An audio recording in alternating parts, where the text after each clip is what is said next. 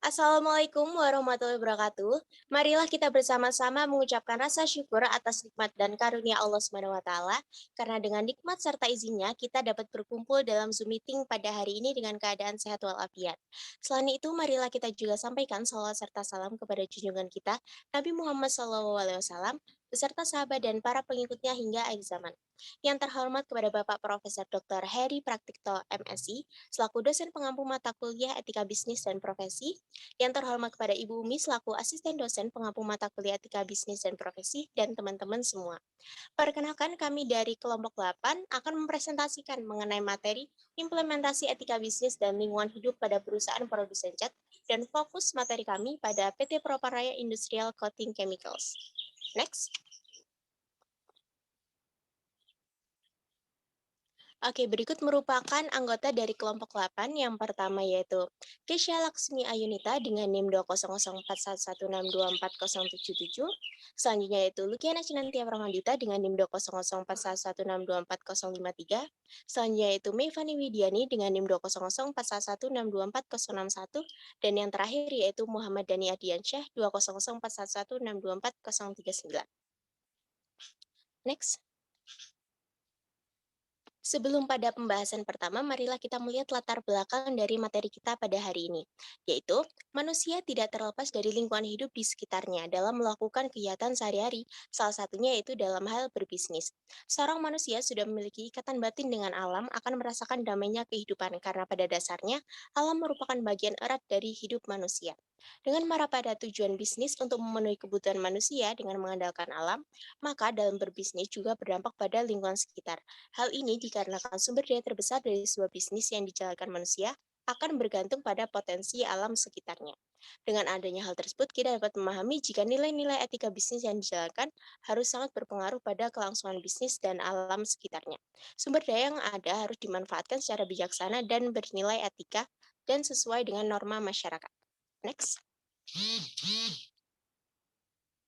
Yang selanjutnya yaitu pentingnya pembahasan dari materi ini yaitu untuk perlindungan lingkungan yang hidup terus akan dilaksanakan karena banyak aspek bisnis yang bisa berjalan dengan dukungan potensi alam sekitarnya. Next, ruang lingkup pembahasan. Nah, ruang lingkup pembahasan sesuai dengan judul makalah ini yaitu implementasi etika bisnis dan lingkungan hidup, maka mengenai pembahasan bagaimana penerapan etika bisnis yang berlaku dalam sebuah perusahaan. Nah, selanjutnya yaitu materi pada bab 2 akan dijelaskan oleh rekan saya, yaitu Muhammad Dani Adiansyah. Kepada beliau dipersilakan. Selanjutnya kajian pustaka. Next. Konsep dasar lingkungan hidup. Next. Yang pertama ada pengertian lingkungan hidup. Dalam Undang-Undang Republik Indonesia Nomor 32 Tahun 2009 tentang ketentuan perlindungan dan pengelolaan lingkungan hidup, dinyatakan bahwa lingkungan hidup adalah kesatuan ruang dengan semua benda, daya keadaan, dan makhluk hidup, termasuk di dalamnya manusia dan perilakunya yang mempengaruhi kelangsungan peri kehidupan dan kesejahteraan manusia serta makhluk hidup lainnya. Next. Yang kedua, tujuan pemanfaatan lingkungan hidup. Lingkungan hidup yang serasi dan seimbang sangat kita perlukan karena merupakan unsur penentu kehidupan suatu bangsa. Idealnya, pemanfaatan lingkungan hidup harus memperhatikan pemeliharaan dan kelestarian lingkungan hidup sehingga dapat diwariskan kepada generasi yang akan datang. Setiap pemanfaatan lingkungan hidup harus bertujuan sebagai berikut. Yang pertama, tercapainya keselarasan, keserasian, dan keseimbangan manusia dan lingkungan hidup.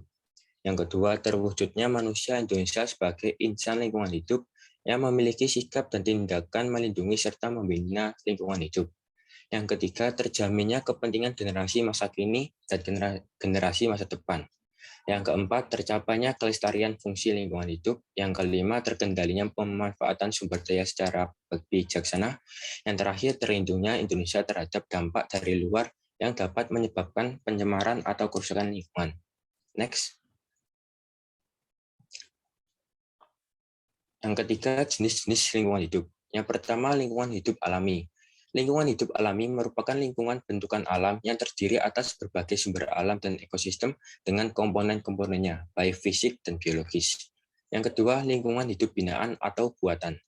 Lingkungan hidup binaan atau buatan mencakup lingkungan buatan manusia yang dibangun dengan bantuan atau masukan teknologi, baik teknologi sederhana maupun teknologi modern. Yang ketiga, lingkungan hidup sosial. Lingkungan hidup sosial terbentuk karena adanya interaksi sosial dalam masyarakat. Next. Pentingnya lingkungan hidup. Next.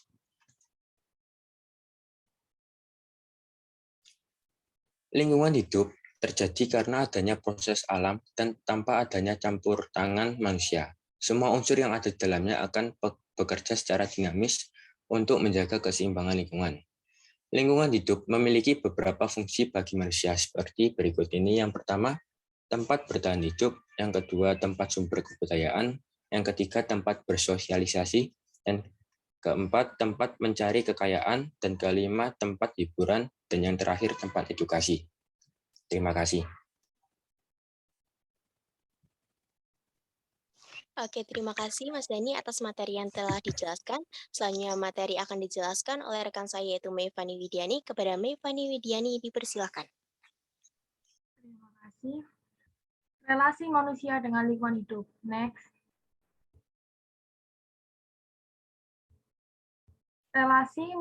Relasi manusia dengan lingkungan hidup. Menurut Person, ia melihat ada 3 alam pemikiran manusia sejak zaman dahulu hingga kini.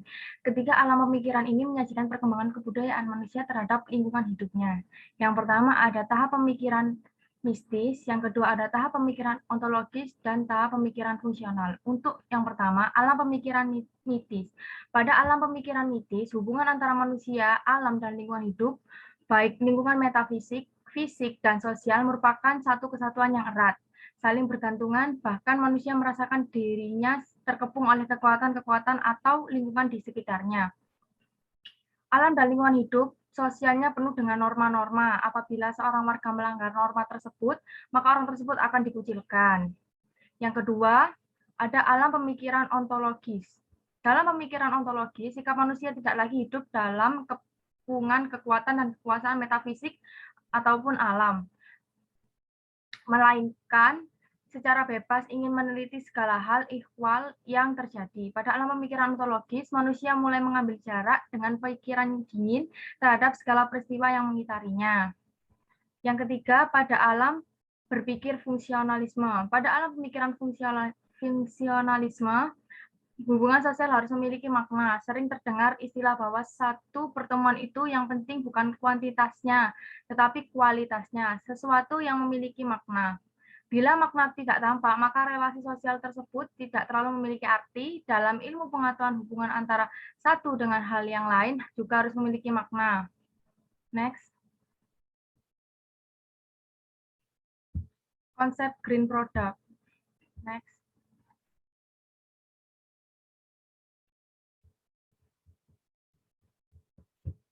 Konsep green product. Pengertian green product. Green product merupakan suatu produk yang memang dirancang sekaligus diproses dengan suatu cara untuk mengurangi dampak mencemari, tidak beracun, terbuat dari bahan daur ulang, dan menjaga kelestarian lingkungan. Konsep green product dapat dirupakan atau dimunculkan pada suatu produk minuman kesehatan jamu yang menerapkan green product tersebut. Menurut Retnawati, menyatakan bahwa terdapat pilihan strategi untuk mengkapitalisasi meningkatnya permintaan green product, yaitu yang pertama, menciptakan produk dengan karakter dan komposisi yang memberikan dampak kepada lingkungan yang lebih kecil dan lebih ramah lingkungan. Yang kedua, meningkatkan penggunaan bahan mentah yang lebih efisien atau yang renewable. Yang ketiga, mengefisiensikan penggunaan kemasan dan penggunaan bahan kemasan atau yang dapat digunakan kembali atau didaur ulang. Yang keempat, mengefisiensikan pemakaian energi dalam proses produksi. Dan yang kelima, meningkatkan ketahanlamaan. Next. Karakteristik green product. Yang pertama ada produk tidak mengandung toksik atau toxic free, yaitu produk yang diproduksi adalah produk yang aman dikonsumsi dan tidak mengandung racun. Yang kedua ada produk lebih tahan lama atau durable, yang diartikan sebagai produk yang memiliki siklus daur hidup yang lama dapat menjadikan indikator pengurangan dampaknya terhadap lingkungan dan energi.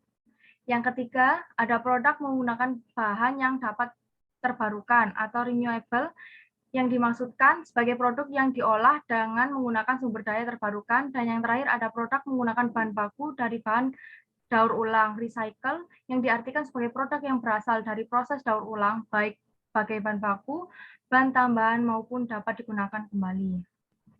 Next. Indikator green product. Dalam green product, terdapat beberapa indikator dan hal lain yang menjadi pertimbangan seorang konsumen membeli green product, ialah sebagai berikut. Yang pertama, ada price atau harga, karena seringkali green product memiliki harga yang lebih mahal daripada less green product. Yang kedua, performance atau kinerja. Beberapa green product seperti produk-produk pembersih yang tidak menggunakan bahan kimia kurang memberikan hasil yang baik dibandingkan dengan produk sejenisnya namun memakai bahan kimia. Yang ketiga, ada convenience atau kenyamanan. Seperti contohnya pada makanan berkaleng, makanan beku memberikan kemudahan bagi konsumen untuk mengkonsumsinya. Karena di green product tidak memberikan kemudahan seperti itu. Yang keempat, ada health and safety atau kesehatan dan keselamatan. Secara umum, green product diciptakan untuk menjaga kesehatan dan keselamatan manusia. Dan yang terakhir ada availability atau ketersediaan, yaitu keterbatasan jumlah dari green product dapat menyebabkan konsumen mencari substitusi lainnya. Terima kasih. Oke, terima kasih kepada Mbak Meifani atas penyampaian materinya. Selanjutnya materi akan disampaikan oleh rekan saya, yaitu Kesha Laksmi Ayunita. Kepada Kesha Laksmi Ayunita dipersilahkan.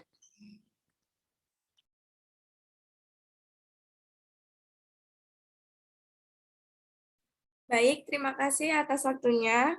Di sini saya akan menjelaskan tentang perspektif agama terhadap lingkungan hidup. Agama sebagai sumber nilai dapat mengubah alam menjadi sumber kehidupan yang positif atau menguntungkan atau negatif, buruk. Dari sudut pandang Islam, lingkungan tidak dapat dipisahkan dari proses penciptaan Allah yang bukanlah suatu kebetulan. Penampakan alam semesta yang sistematis membuat manusia memahami bentuk, kesatuan, dan ukuran Tuhan. Lingkungan hidup merupakan dukungan terhadap kehidupan dan kesejahteraan, bukan saja terhadap manusia, tetapi juga makhluk hidup lain seperti hewan dan tumbuhan. Oleh karena seluruh isi alam diperuntukkan bagi kelangsungan hidup dan kesejahteraan manusia, maka tumbuhan dan hewan yang dapat mendukung kedua hal tersebut harus tetap terjaga ke dalam fungsinya sebagai pendukung kehidupan. Nah, selanjutnya ada mencegah dan mengatasi pencemaran. Ada beberapa hal yang harus diketahui dalam mencegah terjadinya pencemaran dalam lingkungan hidup. Dalam pencegahan ini tidak hanya dilakukan secara lahiriah saja, melainkan juga dari kesadaran manusianya itu sendiri yang tidak lepas dari keimanan. Amar ma'ruf nahi mungkar adalah dua kata umum. Yang pertama mencakup segala perbuatan faedah dan barakahnya kembali kepada pribadi dan masyarakat, serta di dalamnya tidak ada paksaan dan hal buruk lainnya. Segala larangan yang tersebut dalam Quran dan Sunnah adalah termasuk dalam pengertian kemungkaran. Seperti firman Allah dalam Quran Surat An-Nisa ayat 114, Quran Surat Al-A'raf ayat 119, Quran Surat Luqman ayat 27, maka sudah jelas bahwa dalam pelaksanaan kewajiban itu terdapat kemaslahatan yang besar bagi kaum muslimin. Adapun untuk mengatasi pencemaran hidup adalah dari kesadaran manusia itu sendiri, hal-hal yang harus diketahui dalam mengatasi pencemaran tersebut diantaranya tidak berlebihan dalam menebang hutan, memanfaatkan sampah dan limbah industri, mengurangi segala kegiatan yang dapat mencemari udara, dan menegakkan amar ma'ruf nahi mungkar. Selanjutnya ada hubungan antara etika bisnis dan lingkungan hidup.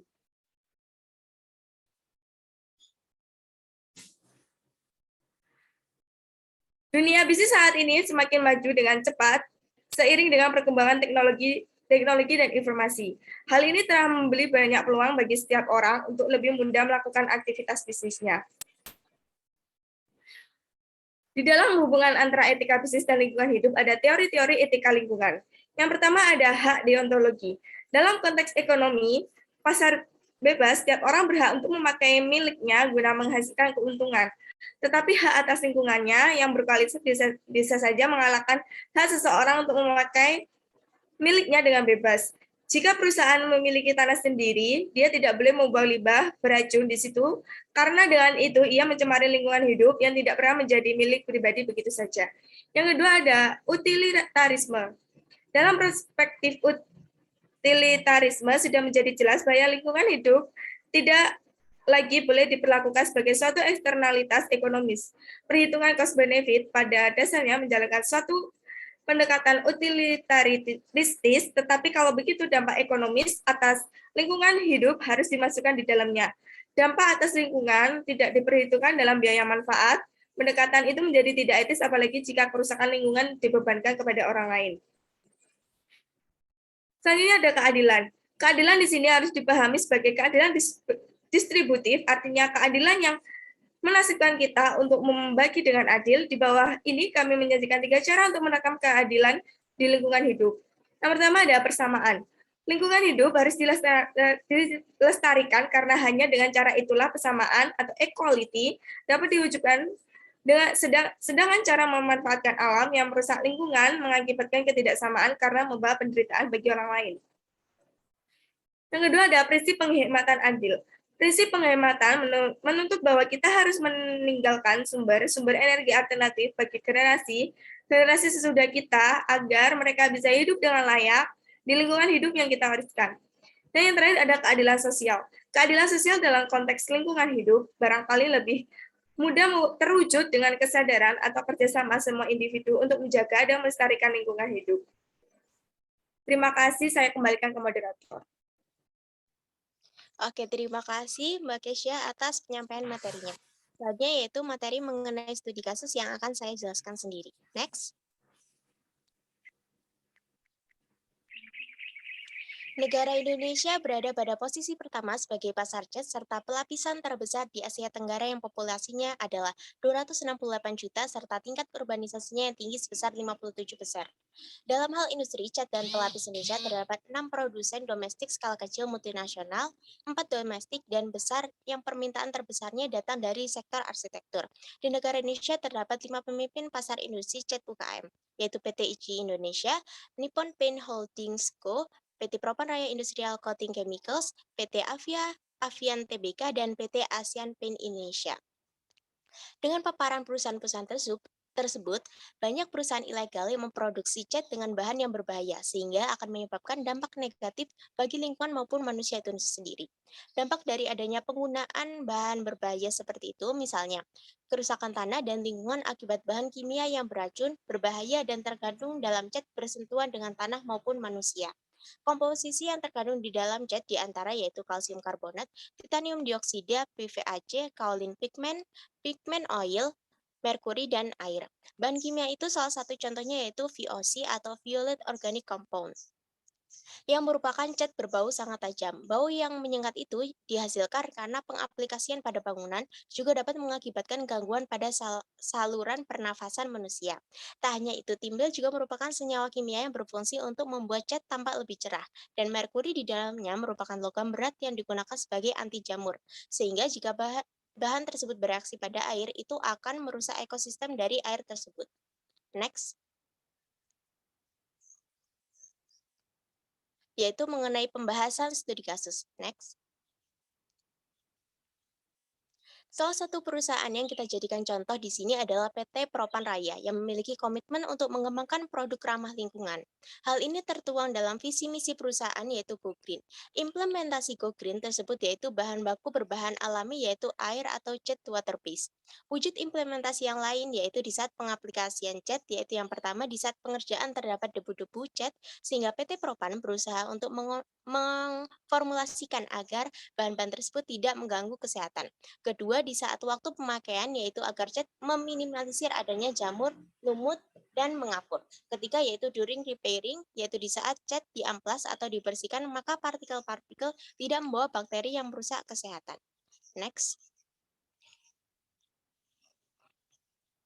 yaitu mengenai pembahasan studi kasus bagi perusahaan industri cat ilegal. Yang pertama yaitu the greening products. Solusi yang ditawarkan ini yaitu pengembangan produk yang dihasilkan sebuah perusahaan dengan mempertahankan konsep ramah lingkungan, seperti produk dapat didaur ulang, adanya pertimbangan mengenai penggunaan bahan baku yang tidak berbahaya.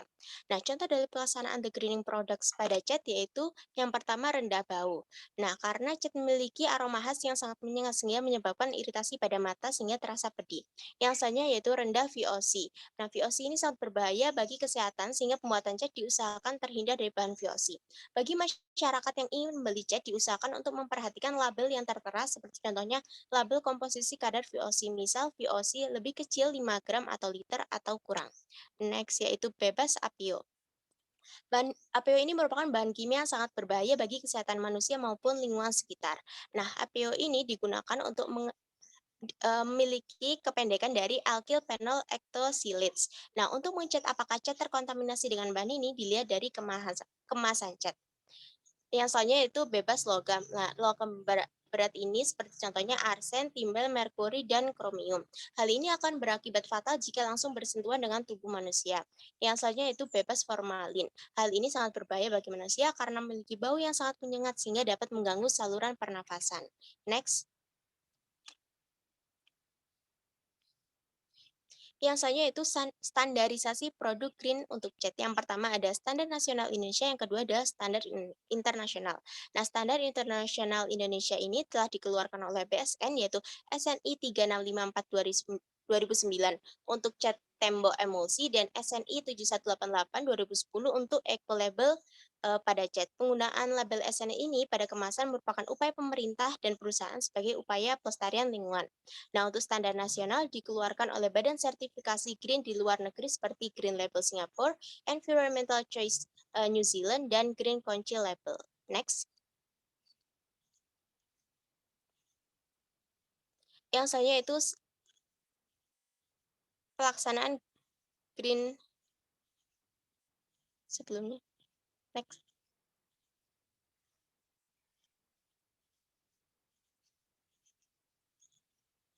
Back.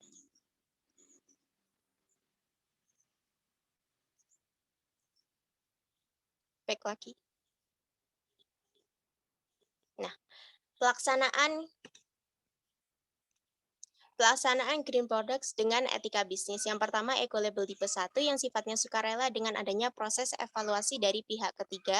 Yang kedua yaitu eco-label tipe 2 yaitu mengklaim sendiri atau swadesi dengan adanya pemenuhan kriteria yang ditetapkan oleh pihak ketiga, dan eco-label tipe 3 yaitu menginformasikan dalam aspek lingkungan pada sebuah produk yang dihasilkan secara kuantitatif. Standar rujukannya yaitu ISO 14025 Environmental Labels and Declaration Type 3 Environmental Declaration Principle and Procedures. Next. Standarisasi green industry. Nah, adanya penghijauan industri dilakukan melalui upaya rencana penerapan 5 standar industri hijau, adanya katalog bahan baku ramah lingkungan, pengembangan pedoman umum dan teknik konservasi energi dan pengurangan emisi karbon dioksida. Yang selanjutnya itu pengembangan serta penyebaran pedoman pengolahan air limbah. B3 yaitu bahan berbahaya dan beracun. Selanjutnya, bab 5 akan dijelaskan oleh rekan saya yaitu Kesha Laksmayunita. Kepada Kesha Laksmayunita dipersilakan.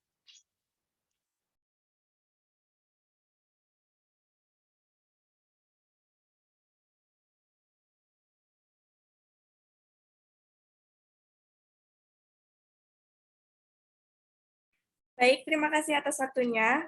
Di sini saya akan menjelaskan tentang bab 5 yaitu penutup. Kesimpulan dari materi sebelumnya yaitu lingkungan hidup merupakan komponen yang kompleks dan sangat berpengaruh terhadap keberlangsungan hidup semua makhluk di bumi.